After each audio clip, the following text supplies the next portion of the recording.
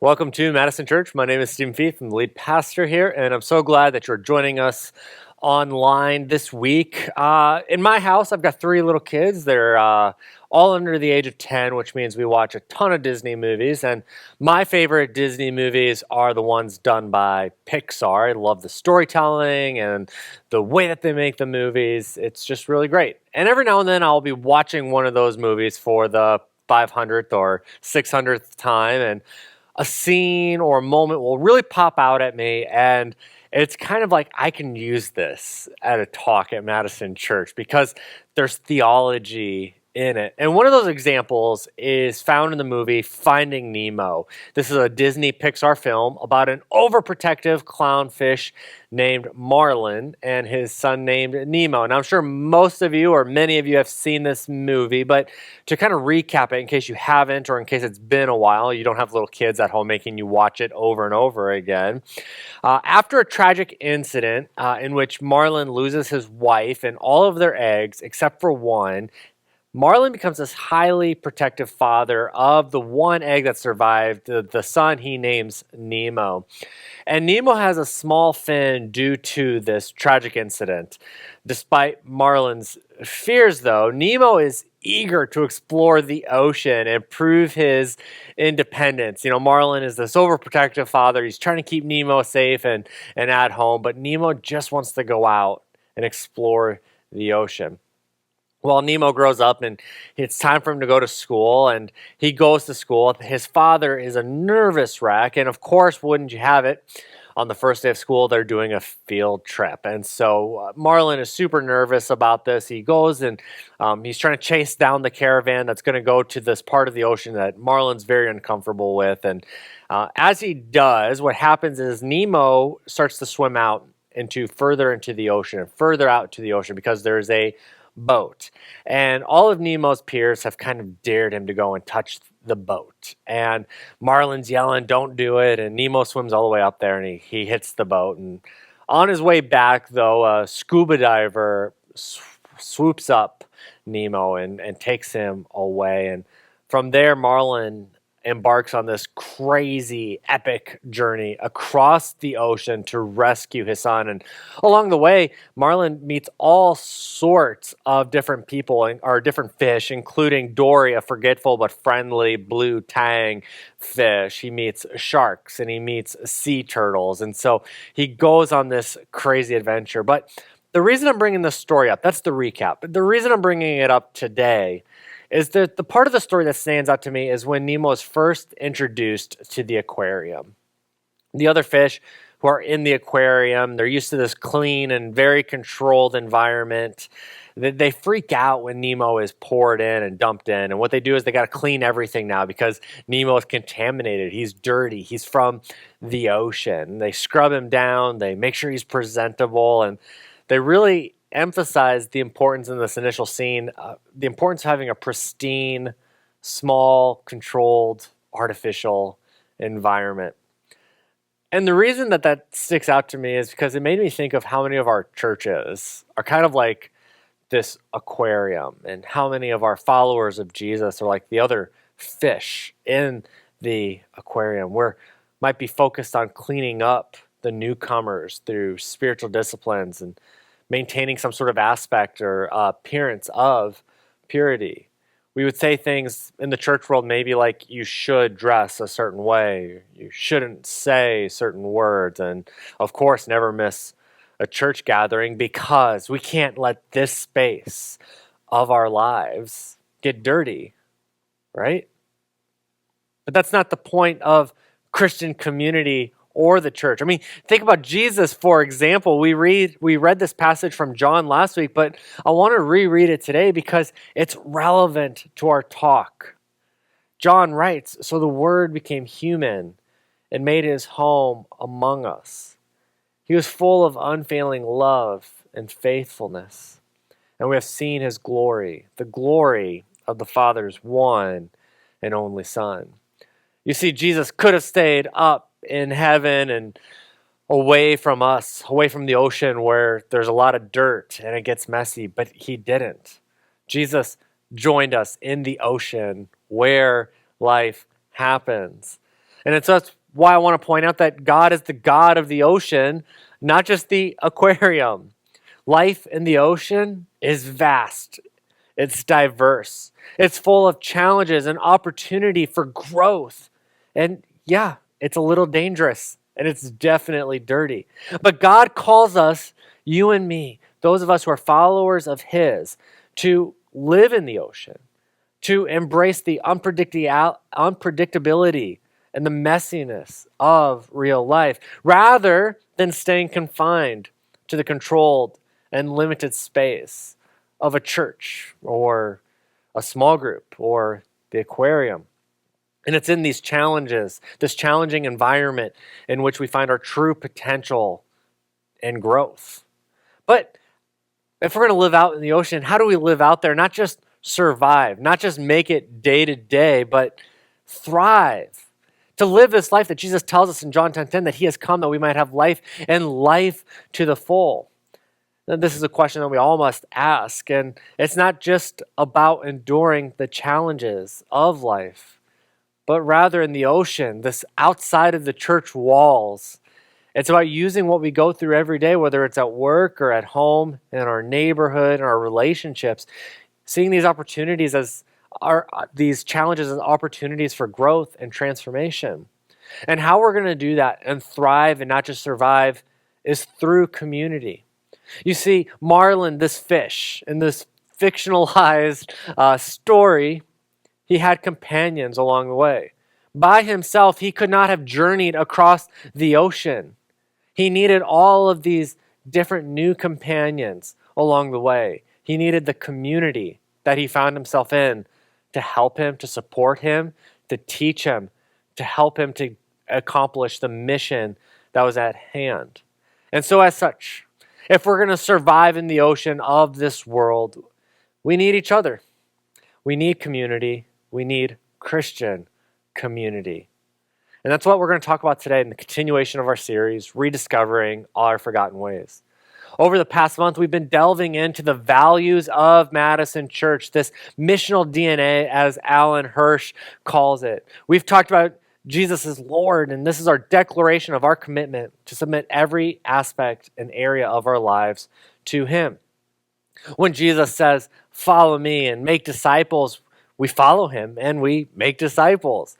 This journey requires more than immense courage and strength, just as Jesus demonstrated. He wasn't on earth from 9 to 5, only to return home to the heavenly realms to rest and recharge for the end of the day. We actually read that Jesus didn't even have a permanent place to stay. When Jesus saw the crowd around Him, He instructed His disciples to cross to the other side of the lake. Then one of the teachers of religious law said to Him, "Teacher, I will follow you wherever you go." But Jesus replied, "Foxes have dens to live in and the birds have nests, but the Son of Man has no place, even to lay His head." Being in the ocean might mean that we live a little bit discomforted, or that things won't come easy to us. Jesus was in the ocean, and we have to follow Him into the ocean, even when it means challenge and discomfort. This is the sort of suffering and displacement that isn't just reserved for Jesus. As a matter of fact, we see that the early church experienced this as well. Early church leaders and those first followers of Jesus. Peter, the leader of one of these early churches, writes, "Dear friends, don't be surprised at the fiery trials you are going through, as if something strange were happening to you.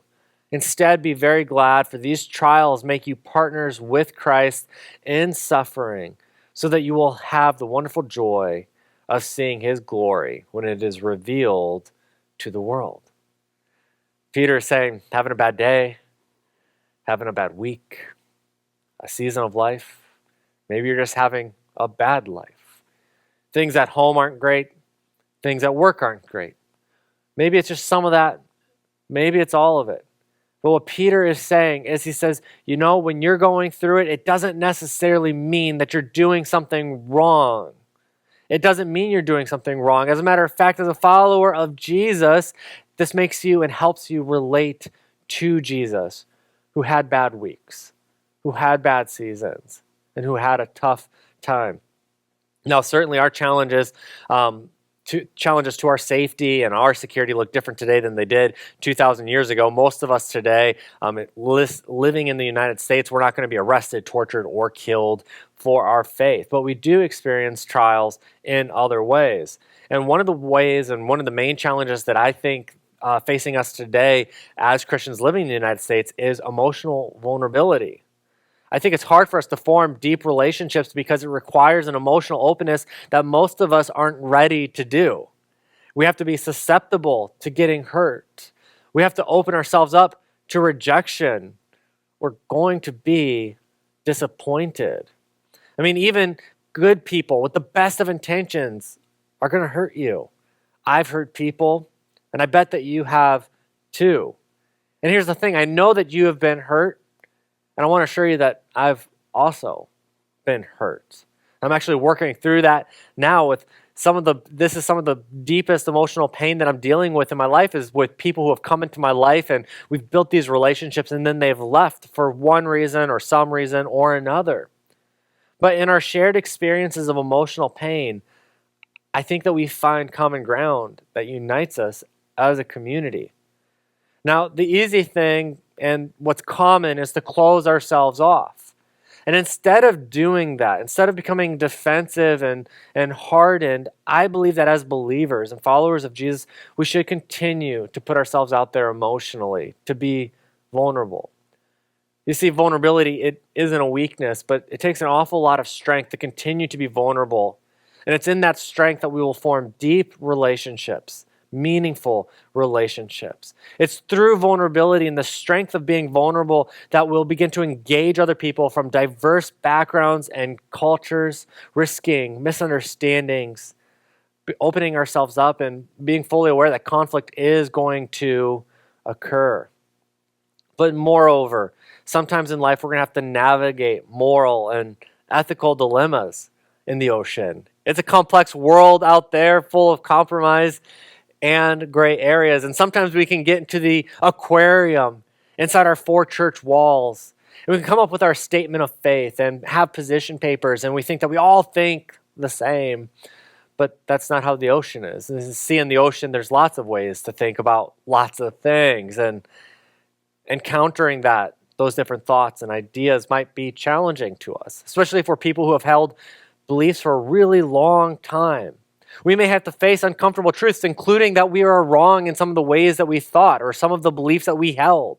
We might have to push ourselves beyond our comfort zones and be humble to admit that there were shortcomings in the ways that we thought and how we believed.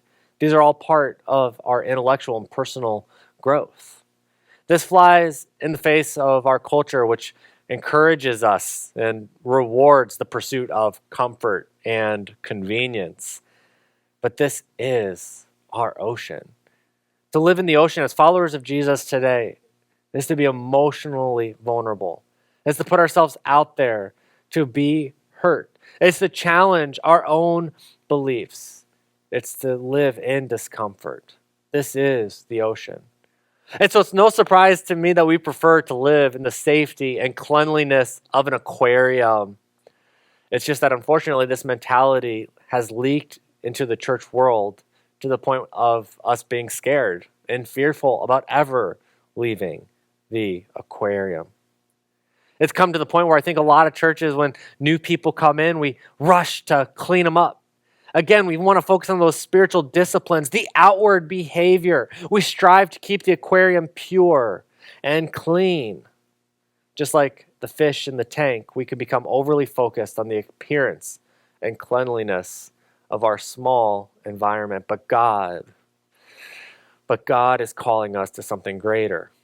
The vast, unpredictable ocean where true life happens.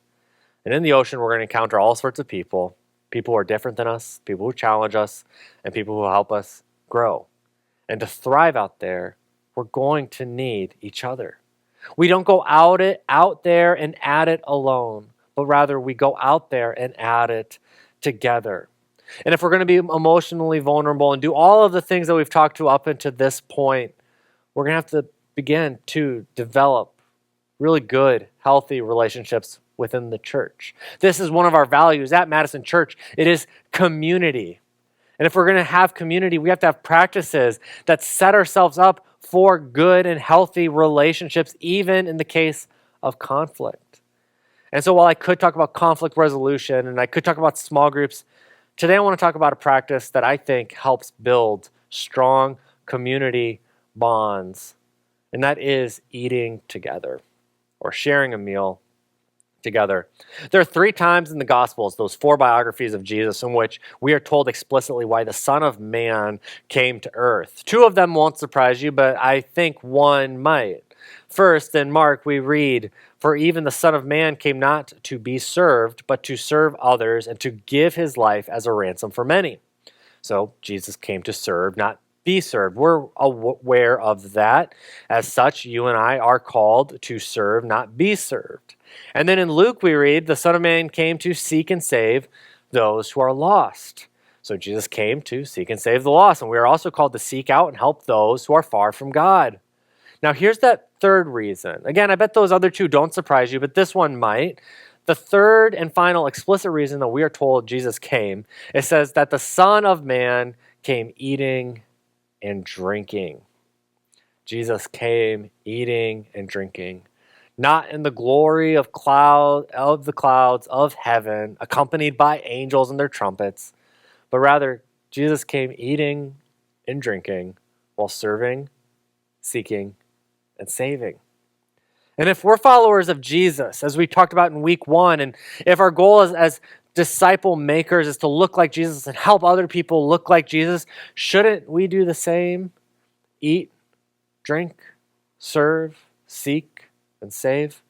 Jesus was so known for this aspect of eating and drinking that he's actually accused of being a glutton and a drunkard. And as my friend Judd, a leader here at Madison Church, likes to point out, you don't get accused of those things if you don't have a reputation for eating and drinking a lot. Now, this isn't to make light of alcoholism or alcohol abuse, and it certainly isn't to be dismissive of any sort of eating disorder. Those are both very serious problems. But what I want to point out is that Jesus didn't hide at home. He wasn't away from the ocean in his safe aquarium. He was out there living life, sharing meals with other people. And he doesn't deny it either. You see, the Pharisees and the religious leaders come to him with these accusations of you're a drunkard, you're a glutton. He doesn't deny it. Actually, he does the opposite. He instructs his followers to eat and drink whenever they gather in remembrance of him. Now, we call this communion 2,000 years later. But 2,000 years ago, when the early church met and they were having communion, it was a love feast, like potlucks and Thanksgiving dinners. They were a big time to get together and enjoy each other. The drunkard and the glutton instructed his followers to eat and drink in remembrance of him. And that is completely subversive, which is almost how we know it comes from Jesus, because Jesus is the Lord of what we would call an upside down kingdom. Subversive. It doesn't always make sense at first. But let's make this personal. All this talk of eating and drinking is making me kind of hungry and thirsty myself. This week, we're going to eat around 20 meals. So could you share 2 of those meals with someone, one of whom isn't a part of our Madison Church community? One with someone who is. Because again, if we're going to go out to the ocean and take on the ocean, we need other Christian companions to go on the journey with us. Marlin needed Dory. But we don't want this to become an insider exercise also. It is a missional practice, a spiritual discipline. You're already going to eat, so why not include someone with you? The power of sharing meals lies in the space that it creates for genuine connection and conversation. When we gather around the table, we find opportunities to listen to others, to learn, and to share our lives. Jesus often used meals. When you read through the Gospels, any one of them, you're going to see that he often used mealtime to teach, to heal, and to connect with people from all walks of life. When we get together and eat 2,000 years later, it's no different. barriers are broken down. We move beyond surface level interactions and we build deep relationships. It's far beyond the handshake. How are you? How are you? How was your week? Good. It's more than the text message updates, but this is spending multiple minutes and hours together. Sharing a meal is a simple yet profound way to foster unity and understanding in a divided world. Practicing hospitality is a powerful form of ministry. And by inviting other people into our homes and around our tables, we reflect God's welcoming heart. This isn't about impressing others with our culinary skills. You don't have to be a great cook. As a matter of fact, you can be a bad cook and order some takeout or something. You don't have to have the biggest home with the nicest things. What we're looking for is real and authentic people. That's what the world needs, not newer and bigger, better houses. As you plan your week and your grocery list, consider which meals you can share with others. Perhaps it's breakfast, or maybe it's dinner or lunch. And extend an invitation to a neighbor or a coworker, someone you've recently met, and use this time to encourage, listen, and build relationships. Ask questions beyond the small talk to really get to know someone. Whether you gather at home or at a park or in the cafe, create an inviting and comfortable atmosphere where meaningful conversation can happen. And for some of us, we're quiet, maybe passive or introverted. The challenge for us is to not wait for the invite or to react to invites. The challenge for us then is to be proactive and to initiate these conversations, these meals. We have to be approachable and available. It's not just enough to be approachable if I'm never available. It's not just enough to be available if I'm not approachable. I need to be both approachable and available, and to seek out, to be proactive in sharing meals with others. So share, again, 2 meals this week. And perhaps this can be a missional practice in your own life, to begin a weekly thing of sharing a meal or 2 with someone outside of our community and someone inside of the community. It is through this simple act we will create meaningful connections and extend the love of God to others around us. Now, the aquarium is safe, but that's not where life happens or where God is calling us to be. In the ocean, we encounter all sorts of fish, those who are different than us, challenge us, and help us. In this vast open environment is where we truly experience the fullness of the life that God intends for us. If you feel spiritually stagnant or like you haven't grown, perhaps it's because you've outgrown the aquarium. You've outgrown the space. You've worked a long time and you've put a lot of effort into making it clean and pure and the way that you think it should be. And perhaps that's the problem. Perhaps God is calling you out to something a little bit more unknown. And I get that that's scary because familiar is comfortable. And when we get out into the ocean and things get hard, we want to go back to the aquarium where it's safe. But it's in the ocean that we get to find God in his fullest form, where we learn to trust him in ways that we can't learn to trust him in the aquarium, where we experience his love in ways that we won't experience it in the aquarium. It's the adventure that we're supposed to have as people of faith. This is the true beauty and diversity of God's creation. So as we head into our time of communion, as we do every week, let's take a moment to reflect on these questions. Do I genuinely love the people in my community? How are my relationships with my friends? Is my family happy and thriving? Am I making myself vulnerable to others? Do members of my group feel cared for? Am I effective at resolving conflict? When Jesus is the Lord of our lives and we follow in his footsteps and make disciples, it means that we must go out to the world, both missionally and incarnationally, living out our faith in everyday interactions. But we're not alone in this. We're not alone in this. We have a community, a family of faith to help sustain us, to lift us up as we stumble, and to celebrate with us when we succeed. So let's commit to moving beyond the confines of the aquarium and the confines of Sunday morning, of 1 hour of meeting in the church. And let's move beyond this. And let's start with the simple practice of sharing meals. Because by sharing meals, we build genuine relationships. We have opportunities to support one another, and we embody the community that reflects God's love and grace.